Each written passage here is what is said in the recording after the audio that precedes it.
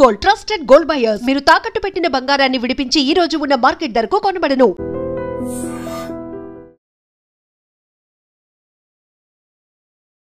Hi hello నమస్తే, welcome to iDream Media. నేను మీ శ్రావ్య. మనతో పాటు ఉన్నారు certified financial planner Anil Kumar Bachchu గారు. నమస్తే సార్. నమస్తే అండి. ఎలా ఉన్నారు? వండర్ఫుల్ అండి. సో మనకి కొత్త ఐపీఓస్ వచ్చాయి. అందులో ఆ ఐపీఓస్ లో కొత్తగా బాగా సెటిల్ అయినవి ఏంటి, ఏమైనా ఉన్నాయా ఒకసారి చెప్తారా? తప్పకుండా. So quite a few recently NSDL వచ్చింది, క్వైట్ అ ఫ్యూ ఐపీఓస్ వచ్చాయన్నమాట. వచ్చిన వాటిల్లో కొన్ని బాగా పర్ఫామ్ చేశాయి, కొన్ని ఇప్పుడు నడుస్తూ ఉన్నాయి, కొన్ని రాబోతూ ఉన్నాయి. సో ఏంటి అనేది కొంచెం తెలుసుకుందాం పక్క.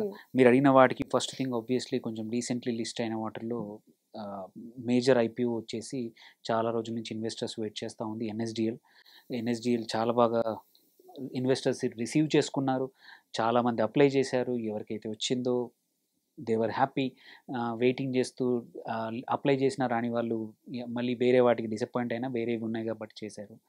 దెన్ కమింగ్ టు వచ్చిన ఎన్ఎస్డిఎల్ కేసులో చూసుకుంటే 800 రూపాయల దగ్గర లిస్టింగ్ ప్రైజ్ ఉండింది, ఐపీఓ ప్రైజ్ ఉండింది. లిస్టింగ్ మాత్రం ఒక 10% పెరిగి దగ్గర 880-900 దగ్గర క్లోజ్ అయింది.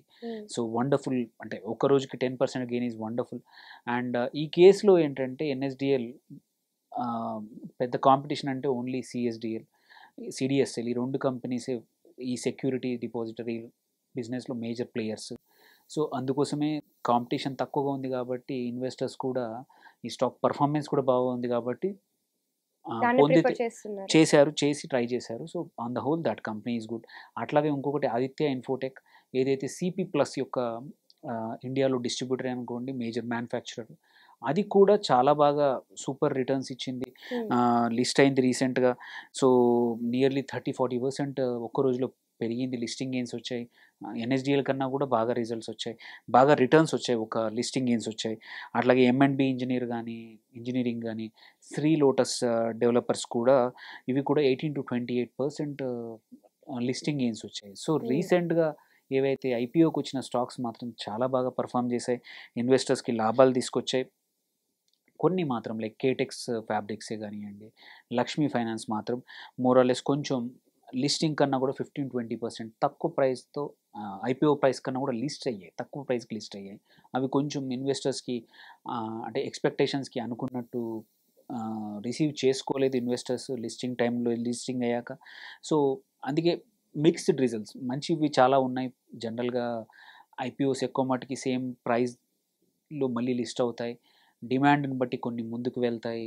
కానీ చాలా మటుకు రీసెంట్గా చూస్తున్న వాటిలో మాత్రం ఒక 1 or 2 quarters ఫస్ట్ ఐపీఓ వచ్చాక మెజారిటీగా కంపెనీస్ మాత్రం డౌన్ అవుతున్నాయి. ఎందుకంటే ఓవర్ వాల్యూడ్తో కంపెనీ ఓనర్స్ కానివ్వండి, మర్చెంట్ బ్యాంకర్స్ కూడా ఇన్వెస్టర్స్కి, కొత్తగా ఐపీఓ ఇన్వెస్టర్స్కి అంత వాల్యూ ఉంచట్లేదు.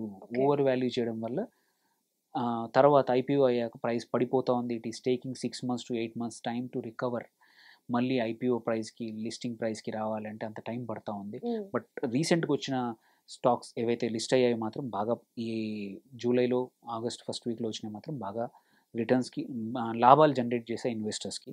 ఇప్పుడు నెక్స్ట్ ఆబ్వియస్ క్వశ్చన్, ఇప్పుడు కరెంట్లీ వస్తున్నవి ఏంటి అనేది. ఒకటి A and B metal cost, it's August 8th నాడు స్టార్ట్ అవుతుంది, అంటే ఫ్రైడే రోజు స్టార్ట్ అయ్యి 12th వరకు ఉంటుంది ఐపీఓ, 4 రోజులు. అట్లాగే మెడిస్టెప్ హెల్త్ కేర్ ఒకటి, ఇది ఎస్ఎంఈ బోర్డు చిన్నది. అట్లాగే హైవే ఇన్ఫ్రాస్ట్రక్చర్ ఆల్రెడీ ఓపెన్ అయింది, ఇవాళ రేపటి క్లోజ్ అవుతుంది. ఇట్స్ మన ఇన్విట్ అంటాము, ఇన్ఫ్రాస్ట్రక్చర్ ట్రస్ట్. సో ఇన్విట్ ఉంది. ఈ మంత్లోనే వచ్చే వారం ఏంటంటే JSW cement, one of the anticipated IPO, strong company, strong promoter background ఉన్న కంపెనీ జేఎస్డబ్ల్యూ సిమెంట్.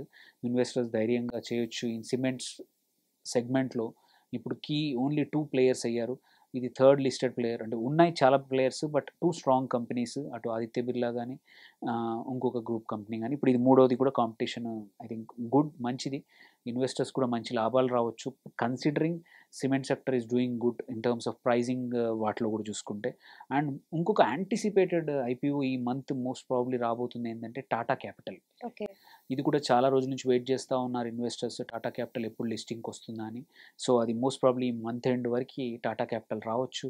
ఎవరైతే ఎన్ఎస్డిఎల్లో కానీ ఆదిత్య ఇన్ఫోటెక్లో కానీ రాలేదని నిరాశతో ఉన్నారో ఇన్వెస్టర్స్ డబ్బులు రెడీ చేసుకొని టాటా క్యాపిటలే అనుకోండి, జేఎస్డబ్ల్యూ సిమెంటే అనుకోండి, and hero Fincorp, hero Motors వాళ్ళది ఎన్బిఎఫ్సి అనమాట, వెహికల్ లోన్స్ ఇచ్చే కంపెనీ హీరో ఫిన్కార్ప్. మనం చూసాము hero motor Corp last 1 or 2 weeks wonderful results ఇచ్చింది, స్టాక్స్ కూడా బాగా పర్ఫామ్ చేసింది.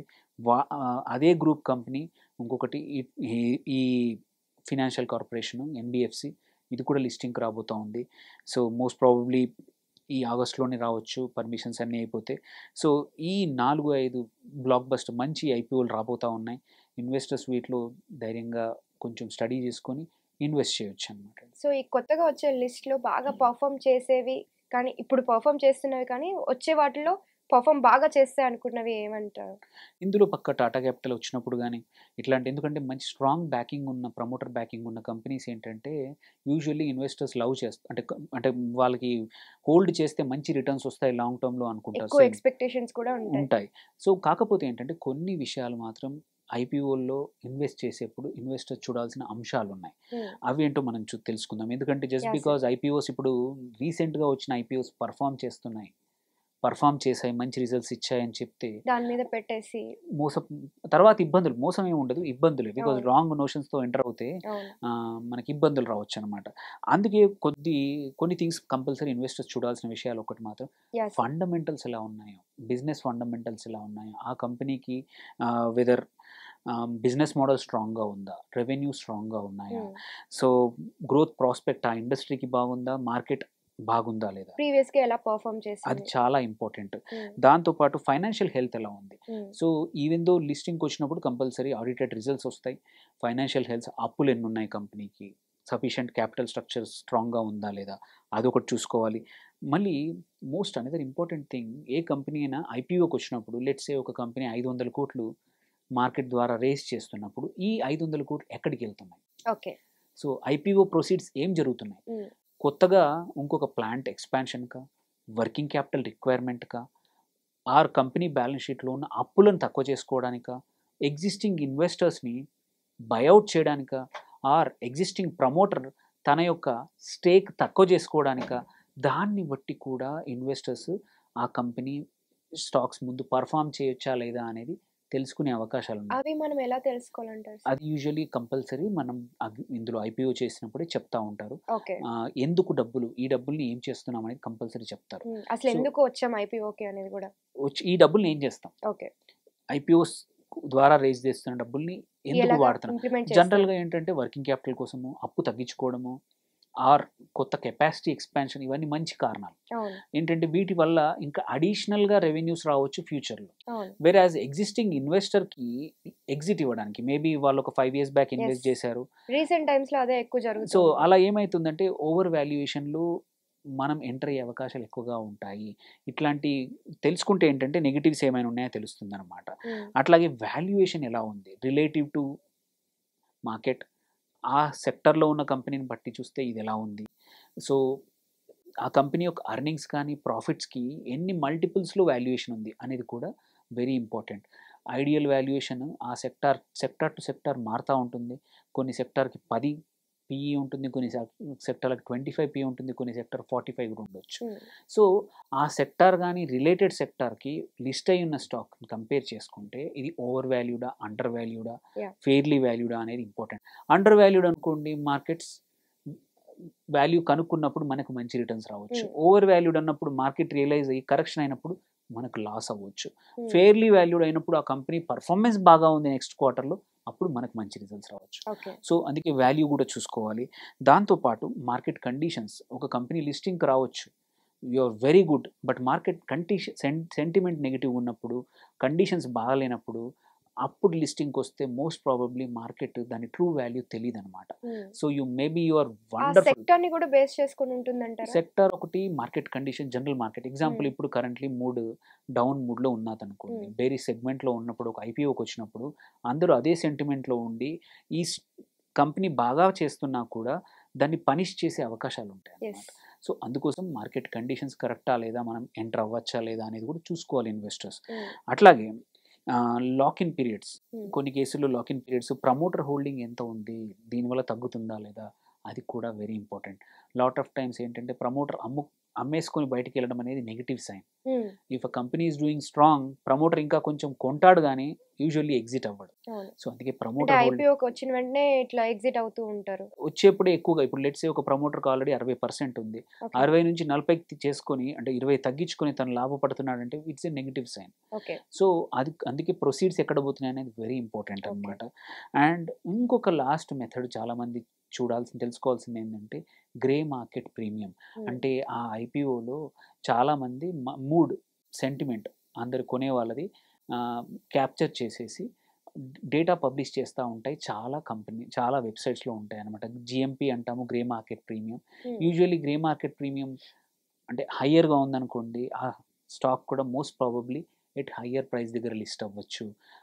ఇట్ జస్ట్ క్యాప్చర్స్ ఏంటంటే, జిఎంపీ క్యాప్చర్ చేసేది ఏంటంటే మార్కెట్లో ఆ ఐపీఓకున్న డిమాండ్, ఎంతమంది కొనాలనుకుంటున్నారు, ఎంత డబ్బులు ఎవరికి పెట్టి కొంటాను అనేది జిఎంపీ క్యాప్చర్ చేస్తుంది అనమాట. అది నిజమైన నంబర్ కాదు, బట్ ఇట్స్ ఏ ఊహాజనితమైన నంబర్ అయినా కానీ it shows the mood of the investors ఏది ఈ ఐపీఓ వైపు ఓకే. కొనొచ్చా లేదనేది. ఆ Hmm. జిఎంపీ కూడా చూడండి. ఇవన్నీ చూసాక మాత్రమే ఐపీఓలో ఎంటర్ అవ్వండి. Hmm. లేకపోతే జస్ట్ బికాజ్ న్యూస్లో ఉంది కదా అని ఆర్ ఆ పేరు నాకు తెలుసు అని మాత్రం ఎంటర్ అవ్వద్దు. Hmm. చాలా మటుకు పేరున్న కంపెనీలైనా సరే ఓవర్ వాల్యూడ్గా వస్తే పనిష్ చేసిన సంబంధాలు అంటే సందర్భాలు చాలా ఉన్నాయి. మంచి మంచి కంపెనీస్ కూడా ఓవర్ వాల్యూతో అంటే ఐపీఓకి వస్తారు, ఇన్వెస్టర్స్ తెలుసుకుంటారు, ఆ టైంలో లాసెస్లోకి వెళ్ళిపోతుంది, ఈ Yeah. డబ్బులు పెట్టిన డబ్బులు లాస్ అవుతావు. అందుకే స్ట్రాంగ్ ఉన్న వాటిల్లో కొనండి, అంతే తప్ప జస్ట్ బికాస్ ఏది దొరికితే అదని. ఎస్పెషల్లీ ఏంటంటే చాలా ఎస్ఎంఈ బోర్డులో వచ్చే ఐపీఓలు ఉంటాయి, ఇన్వెస్టర్స్ కొనేస్తూ ఉంటారు, ఆ కంపెనీ నిజంగా ఉందా లేదా, Hmm. అసలు ఆ కంపెనీకి వాళ్ళు చెప్పిన యాసెట్స్ ఉన్నాయా లేదా, Okay. రెవెన్యూస్ ఉన్నాయా లేదా కూడా తెలియదు అనమాట. అవును. ఒక కంపెనీ చెప్తారు, అసలు బ్యాక్గ్రౌండ్ లో ఇంకో వర్క్ జరుగుతూ ఉంటుంది. అందుకోసమే జాగ్రత్త పడాల్సిన అవసరం ఉంది. జస్ట్ బికాజ్ ఐపీఓలో అలాట్ అయ్యాయి షేర్లు అంటే అది నీ లాటరీ తగిలినట్టు కాదు. Hmm. అన్నీ బాగుంటేనే నీకు లాభాలు వస్తాయి, లేకపోతే చాలా నష్టాలు వచ్చే అవకాశం. Yeah sir, thank you so much sir. అంటే ఐపీఓకి వచ్చిన వెంటనే, లిస్టింగ్ వచ్చిన వెంటనే ఇన్వెస్టర్స్ దాని మీద ఫోకస్ చేయకుండా ఇలాంటి ఫ్యాక్టర్స్ అన్నిటిని బేస్ చేసుకొని ఐపీఓ మీద ఇన్వెస్ట్ చేసుకుంటే బెటర్ అని చాలా క్లియర్గా ఎక్స్ప్లెయిన్ చేశారు. Thank you so much sir. Thank you.